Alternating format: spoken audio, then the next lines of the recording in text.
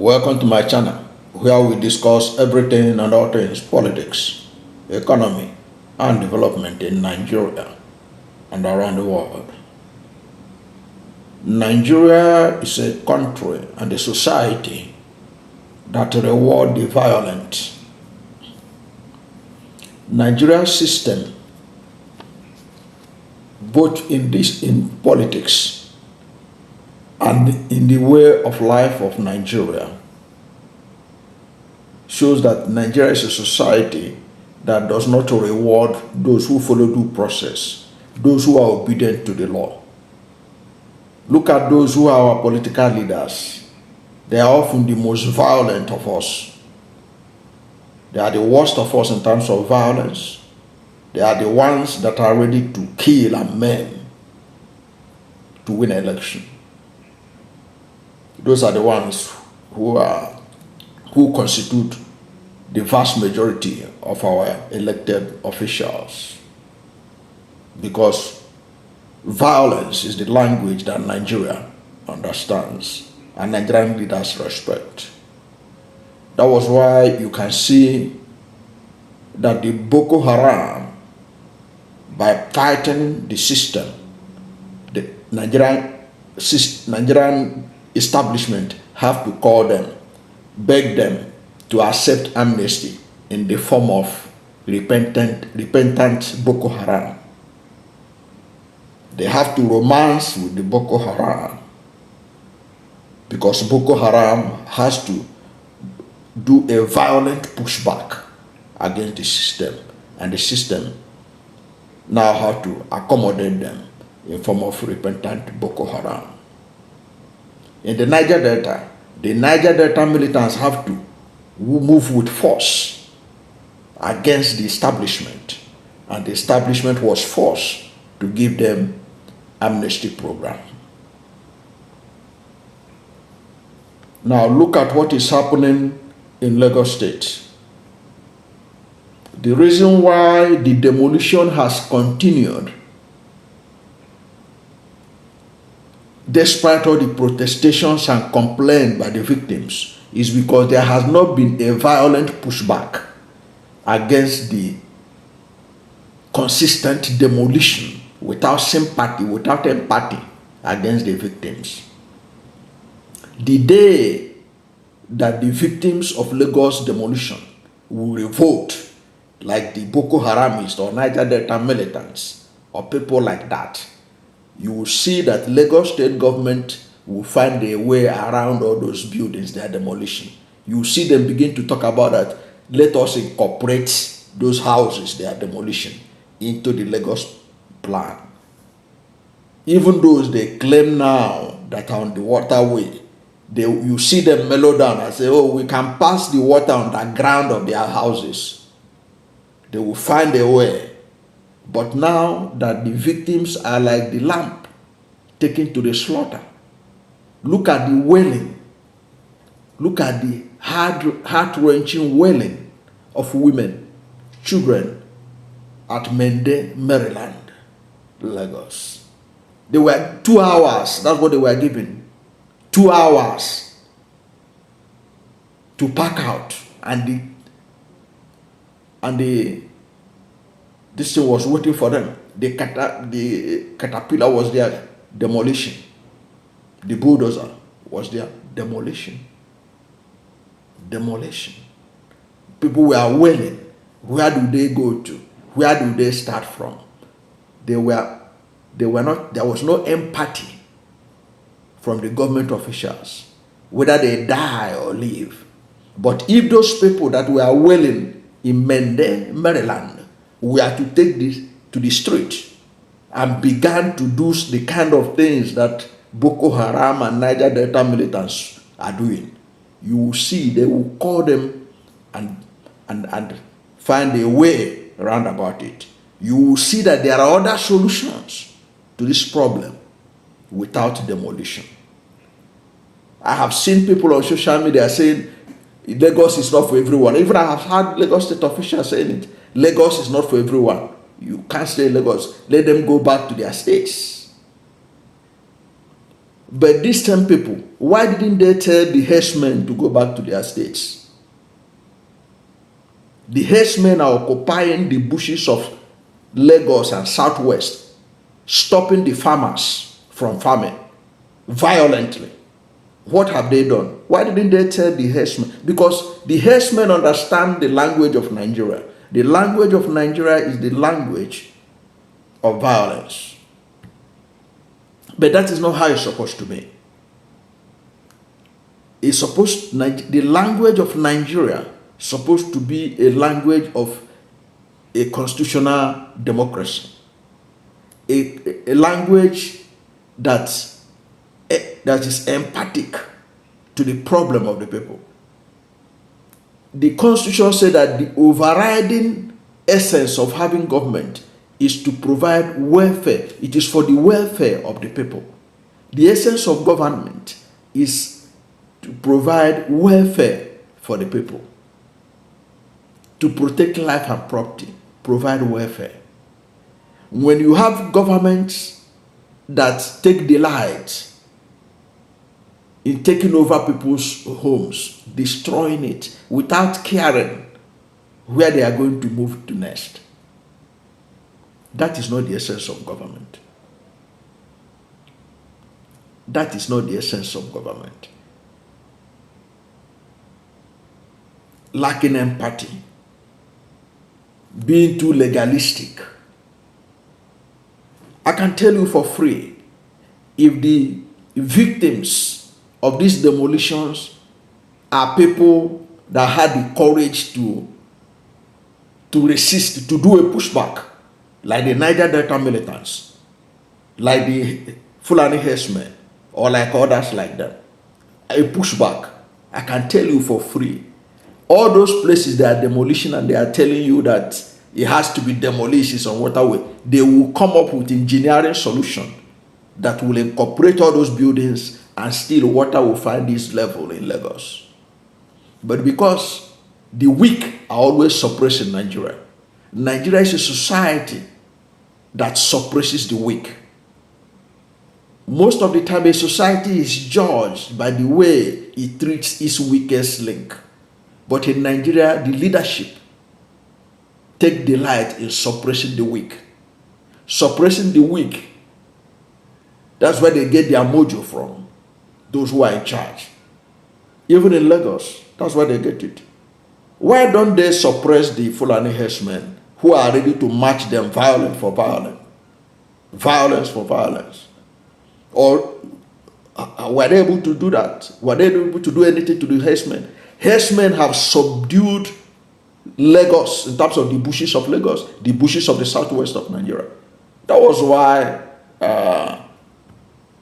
recently, as farming season is about to kick off, the southwest farmers signed peace accord in their own ancestral land with herdsmen, because herdsmen operated the way that Nigerian system always respond to. Because the herdsmen are saying, we're not going anywhere. We are, as long as one Nigeria is here, you cannot allow this, you cannot stop us from using the bushes. Our cattle must feed in the bush. If they trample on your animal, well, that's part of the collateral damage. You have to bear with it. And they stood their ground. Before you know it, there was a signing of a peace accord. In fact, the signing of that peace accord, even the daughter of the president was there as a witness. Why didn't they say that no, herdsmen should go back to Sokoto? Herdsmen should go back to Kano? Why didn't they say that herdsmen should go back to Jigawa? Why didn't they tell the herdsmen to go back to Kano? Why did they accommodate them? Why do they have to make peace with them? Because the herdsmen, like the Niger Delta militants and like the Boko Haram, understand the system of Nigeria. That Nigerian system respond only to those who grab by violence. Then they will respond. Then they will seek for peace. So I'm not advocating for any violence, but I want this society in Nigeria to understand that it is high time our leaders stop taking the peaceful nature of Nigerians, those who are law-abiding, those who are weak, those who they feel they can suppress without consequences. It is high time they begin to know that they are the real people why Nigeria is at peace today.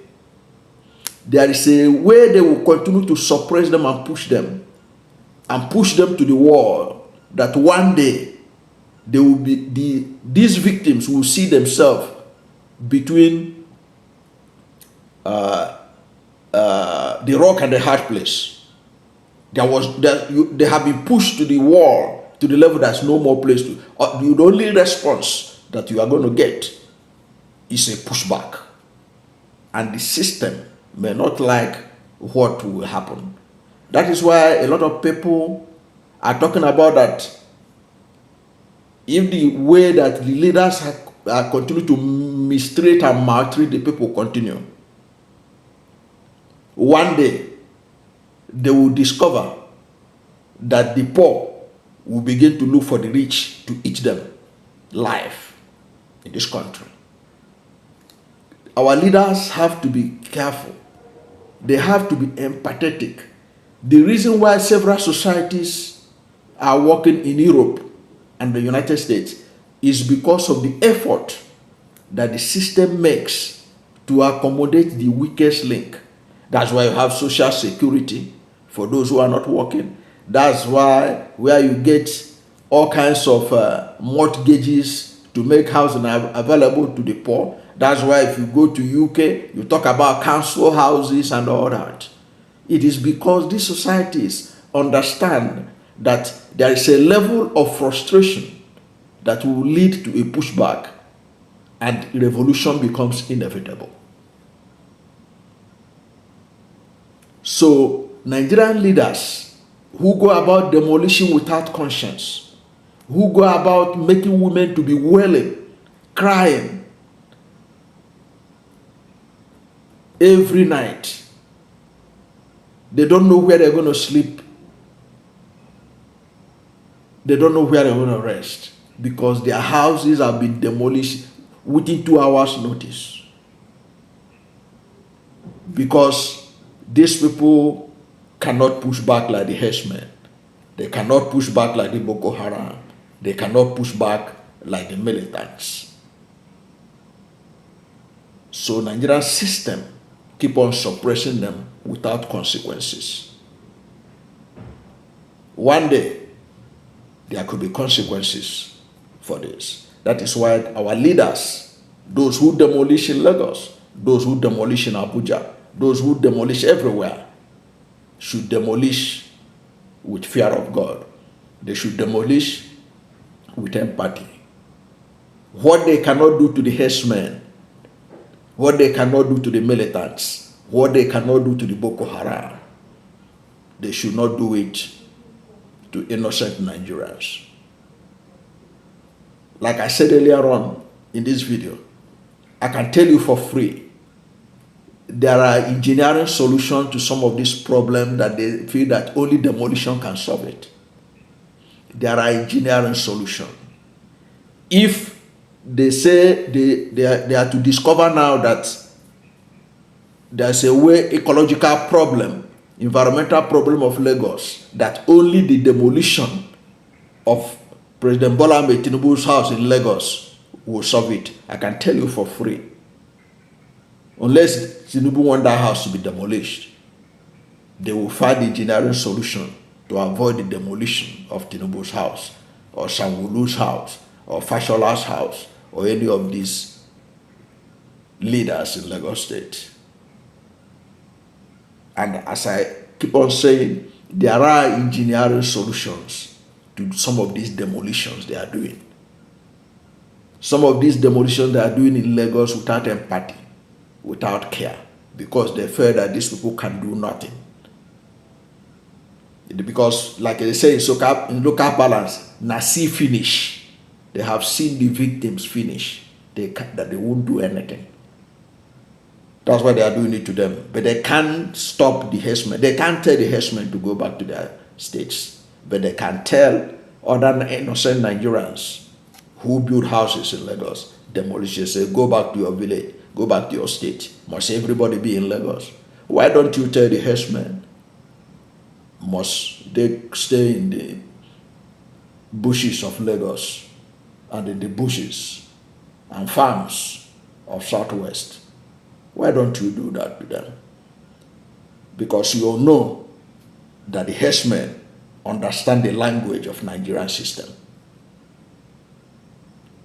That is why you succumbed and you are signing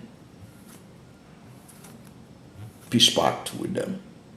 But you will not sign any peace pact with those who owns properties in Lagos. You demolish them at random because you feel that they are weak. You respect only the strong and mock the weak. Nigeria cannot move forward in this kind of system. That's my take. My take is those who are leaders in Lagos, Abuja, everywhere, where demolition has become a state policy, they should be careful what they are doing. They should stop taking the peaceful nature of Nigerians for granted. Because one day, only God knows what will happen. Look at the Arab Spring. What started it in Tunisia? It was officials trying to stop a fruit seller from selling in the street, and the man set himself on fire, and the Arab Spring started, and it like a wildfire. It blew over the whole of Middle East. Even governments that have been sitting tight for years, Mubarak was swept away. So many leaders were swept away. So that is why the leaders of Nigeria, the governors of Lagos, the leaders of Nigeria and Abuja and everywhere should be careful so that they do not one day cause something similar or worse than Arab Spring to start in Nigeria. Thank you for watching this video. And if you are new to my channel and you have not yet subscribed to my channel, please subscribe to my channel. Hit the subscription button, hit the notification bell. When you subscribe to my channel and hit the notification bell, anytime I have a new video, you'll be among the first to know. God bless you. And please don't forget to like this video, because when you like it, Google will rank it high and recommend it for more people. Thank you, and God bless you and yours.